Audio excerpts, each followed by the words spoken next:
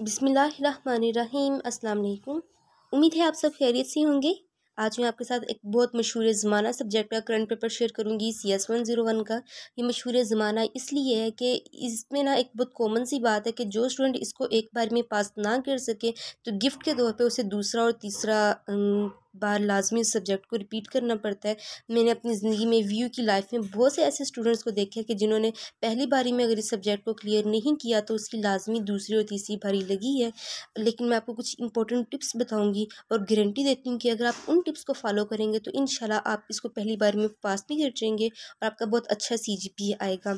Subject थोड़ा सा मुश्किल है जिन्होंने पहले से कंप्यूटर नहीं पढ़ी हुई, लेकिन इसको आसान हम खुद बनाएंगे। पेपर को स्टार्ट करते हैं। इसको देख के आपको आइडिया हो जाएगा कि हमारा पेपर किस टाइप का आएगा, क्वेश्चंस कैसे आएंगे। 2 करंट पेपर आपके साथ शेयर करूंगी और नंबर्स की क्या सेटिंग की जाएगी। टोटल 27 MCQs आपको दिए जाएंगे और 22 बीच में से आपको अटैम्प्ट करने होंगे। 5 की चॉइस दी जाएगी। कोशिश करूंगी हर क्वेश्चन के आगे थोड़ा थोड़ा उसको एक्सप्लेन कर दूं ताकि टाइम भी बच जाए और आपको थोड़ा सा कंसेप्ट भी आ जाए। और शॉर्ट क्वेश्चंस आपको 3 दिए जाते हैं जिनमें से 2 आपको अटैम्प्ट करने होते हैं। एक क्वेश्चन की आपको चॉइस दी जाती है। 3-3 मार्क्स का एक क्वेश्चन होता है, same as it is. 3 long question दिए जाते हैं, 2 आपको अटैम्प्ट करने होते हैं और 5 मार्क्स का एक लॉन्ग क्वेश्चन होता है। 1 क्वेश्चन की आपको चॉइस दी जाती है। तो पहले हम ये देख लेते हैं कि जो हमारा 22 मार्क्स का पेपर है, मीन्स के टोटल 38 टोटल आपके मार्क्स का पेपर होता है, जिनमें से 22 मार्क्स से आपके ऑब्जेक्टिव होते हैं, MCQs होती हैं। तो ये MCQs कहाँ से आती हैं? बहुत बड़ा मार्जिन है ये। तो देखिए, मैंने बहुत से स्टूडेंट्स को कहते हुए सुने कि CS101 का पेपर पास्ट पेपर में से आता है।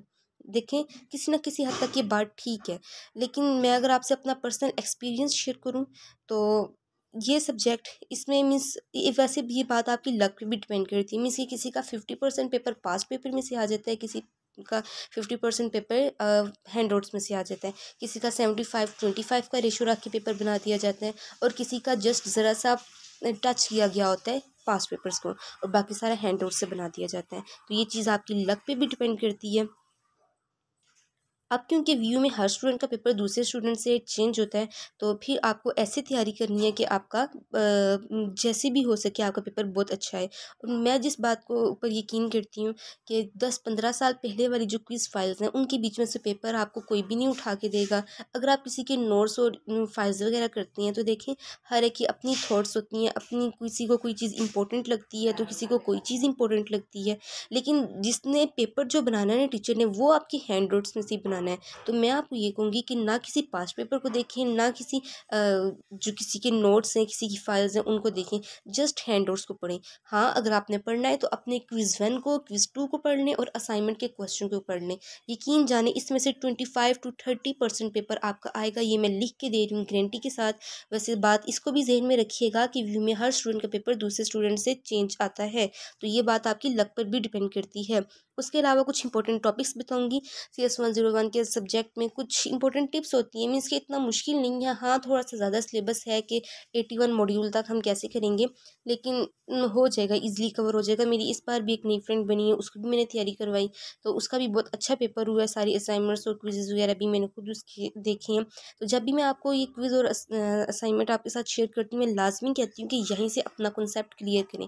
बात करने का मकसद ये होता है कि जो क्विज़ में एक क्वेश्चन फॉर एग्जांपल आपको दिया हुआ है ना, तो उसमें से उसी टॉपिक के बीच में से या उसी की वर्डिंग चेंज करके एक शॉर्ट क्वेश्चन आपको बना के दे दिया जाता है, या लॉन्ग क्वेश्चन कभी कभार बना के दे दिया जाता है, या फिर उसी की वर्डिंग चेंज करके उस क्वेश्चन की या उस टॉपिक के बीच में से कोई दूसरा MCQs बना के आपको पेपर में दे दिया जाता है। बात करने का मकसद ये होता है कि आपका अगर वहाँ से कॉन्सेप्ट क्लियर होगा तो पेपर में आपके लिए आसानी होगी।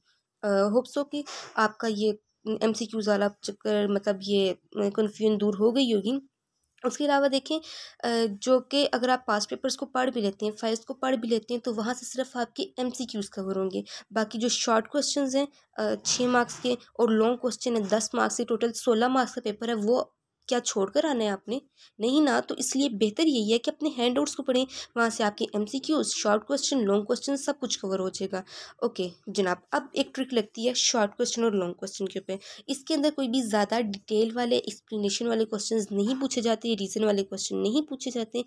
पूछे जाते हैं डिफरेंस वाले क्वेश्चन, थोड़ी थोड़ी कैलकुलेशन वाले क्वेश्चन या प्रोग्रामिंग वाले थोड़ी थोड़ी वाली ना पूछे जाती हैं। तो ज़्यादा रट्टे ना लगाइएगा, बस जो छोटी छोटी कॉमन कॉमन सी चीज़ें हैं वो कर लीजिएगा। जैसे किसी की कोई टाइप आ गई वो कर लीजिएगा। और इसमें एक जो ट्रिक यूज़ होती है ना वो मैं भी आपको बताती हूँ। क्वेश्चन देखें, how many gigabytes are in 24 giga megabytes are there in 24 gigabytes. पहले भी मैंने इस तरह का एक क्वेश्चन पेपर में आया था, तो मैंने बताया था कि 24 को आपने जस्ट मेगा है ना तो 1000 के साथ मल्टीप्लाई कर देना, तो आपके पास 24,000 आ जाएगा। तो गीगाबाइट्स का आंसर आ जाएगा मेगाबाइट्स का। Find out the two complement notation of 7 + -2। इसका आपने टूस कॉम्प्लीमेंट निकालना है, बहुत आसान से है। पहले वंस कॉम्प्लीमेंट निकालें, उसी के बीच में से टूस कॉम्प्लीमेंट निकल आएगा। What are the uses of analog telephone. तो ये आप जाहिर सी बात है, ऐसी 2-4 लाइनें इधर से हैंडवर्ड्स के बीच में से निकालें, वहाँ से कर लीजिएगा। Which one is better communication device, serial और पैरेलल, एक्सप्लेन विद रीज़न। अच्छा, एक बहुत इंपॉर्टेंट क्वेश्चन, वो यूआरएल की 4 सेगमेंट्स हैं, वो आपने बताने हैं, तो वो वाला क्वेश्चन लाजमी कीजिएगा। अब देखें इसमें आपने क्वेश्चन करना कैसे है। एक इंपॉर्टेंट क्वेश्चन बता रही हूँ, जैसे कि कन्वर्ट करने वाले क्वेश्चंस होते हैं, डेसिमल से बाइनरी में जाना या बाइनरी से हेक्साडेसिमल में करवाना जाना। यकीन जाने अगर आप पूछे ना कि CS101 इंट्रोडक्शन टू कंप्यूटर का टाइप कौन कौन सा है, तो मैं आपको कहूँगी कि ये 2 क्वेश्चन बहुत ज़्यादा इंपॉर्टेंट है, आप इनको करें। किस जो टाइकॉन है ना CS101 के, उन क्वेश्चन में से एक क्वेश्चन ये भी है कि बाइनरी से हेक्साडेसिमल में कैसे जाना है। बाकी आपको पता है कि पेपर इतना आजकल जो आ रहा है वो ज़्यादा इंपॉर्टेंट नहीं आ रहा, बीच में से बस कॉमन कॉमन सी चीज़ें पूछी जा रही हैं। तो ये अब दूसरा पेपर देख लें, बाइनरी नंबर था और इसको आपने कितनी हेक्साडेसिमल डिजिट्स हैं, मतलब सिंपल आपने कन्वर्जन करनी है। और ये बाइनरी नंबर था 16 बिट्स का, दूसरा बाइनरी नंबर था 25 बिट्स का। और अब देखें नोटेशन वाले क्वेश्चन, एक कोड वाला क्वेश्चन। अब आपको पता है कि ये चीज़ें मीन्स ग्रे कोड है और दूसरे कोड है सॉरी BCD कोड है, तो इसके बीच में से लाजमी एक क्वेश्चन आएगा, तो आप उसके कॉन्सेप्ट को क्लियर करें। यहाँ पे 2 है, -2 है, 0 है, इसको आपने 4 नोटेशन एक्सेस 4 नोटेशन से रिप्रेजेंट करना है उसको। और 3 टेक्निक्स हैं जिनको कंप्रेस करना है, मैं जल्दी जल्दी लेके जा रही हूँ ताकि जल्दी ये कवर हो जाए, लंबी ना हो जाए video. Name 3 techniques to compress the image. तो इसके बीच में एक था लॉसलेस वाला, एक लूजी कंप्रेशन था और एक लास्ट वन था लॉसलेस, लॉसी और थर्ड पर था ट्रांसफॉर्म कोडिंग। तो ये 3 हो जाएंगे। लॉन्ग क्वेश्चन को देखें वही चीज़ कि इसमें इंपॉर्टेंट चीज़ें इसमें मतलब नहीं पूछी जा रही, जस्ट आपका कॉन्सेप्ट वो पूछ रही हैं कि ना इंपॉर्टेंट चीज़ें कभी दे रही हैं इतनी ज़्यादा, ना कभी दूसरी चीज़ें दे रही हैं। तो ये कॉन्सेप्ट आपको पास्ट पेपर्स या किसी की फाइल्स या नोट्स वगैरह देख के नहीं मिलेगा, ये जस्ट आपको हैंडआउट्स पढ़ने से मिलेगा। देखिए CS में पास होना है तो आपको 2 चीज़ों की ज़रूरत है, clarity of mind, clarity of thoughts. अगर ये 2 चीज़ें आपके पास हैं तो बस आप ये पेपर बहुत अच्छे से क्लियर कर सकेंगे और बहुत अच्छा GPA आपका आ सकता है। जस्ट एक अच्छी सी जगह पे मतलब पुरस्कून जगह पे बैठ के पढ़ें और सिर्फ हैंडआउट्स को रीड करें, अपना क्विज़ 1 क्विज़ 2 को रीड करें। मैं खुद भी जब अपना क्विज़ करती हूँ तो मैं उनको सेव कर लेती हूँ और एग्जाम से पहले एक बार रीड कर लेती हूँ। यकीन जाने 25 to 30% पेपर वहीं से आता है। अच्छा, C++ arithmetic operator, communication stack और MS वर्ड, इनसे रिलेटेड एक कॉलम दिया हुआ था, उसमें आपने लिखना था। और दूसरे कॉलम में आपको programming languages, spreadsheet, networking, data manipulation और डेटा, इसके बारे में लिखना था। अच्छा, ROM is a volatile memory, so where will the memory store in the operating system, name the processing which store that memory, एक ये क्वेश्चन था। और एक XML से रिलेटेड था। अब देखिए XML इस बुक के बीच में एक यूनिक सा जारी सी बात चीज़ आ जाएगी। जहाँ पे कन्वर्जन की बात आती है तो बीच में इंपॉर्टेंट आता है बाइनरी टू हेक्साडेसिमल या बाइनरी टू डेसिमल सिंपल वाला, ठीक है। और जहाँ पे कोड की बात आती है तो BCD कोड या ग्रे कोड कहीं ना कहीं इंपॉर्टेंट आ जाते हैं। और अगर कॉम्प्लीमेंट वाली बात आए तो उसमें टूस कॉम्प्लीमेंट वाली बात टॉपिक इंपॉर्टेंट है। अगर इसमें कोडिंग की बात है C++ प्रोग्रामिंग वगैरह की, तो उसमें हमारे पास XML आ जाता है। इसको आपने XML के बीच में टाइटल प्रिंट करवाना है, माई फर्स्ट बुक। तो ये आपने XML के बीच में इसको मीन्स के लिखना है। तो ये था आपका आज का पेपर।